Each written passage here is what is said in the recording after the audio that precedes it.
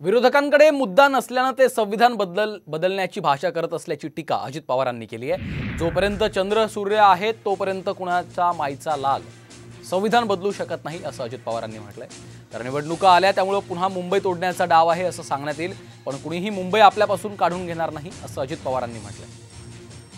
Doctor Babasaheb आंबेडकरांनी जे आपल्याला संविधान दिलंय, जोपर्यंत सूर्य आणि चंद्र आहे तोपर्यंत कोणताही मायेचा लाल हे संविधान बदलू शकत नाही।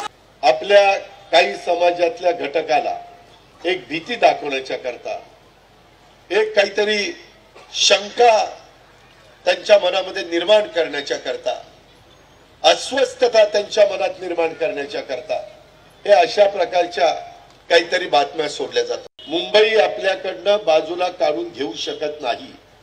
मला तुम्हाला सगळ्यांना सांगायचं आहे, हाही एक डाव आहे।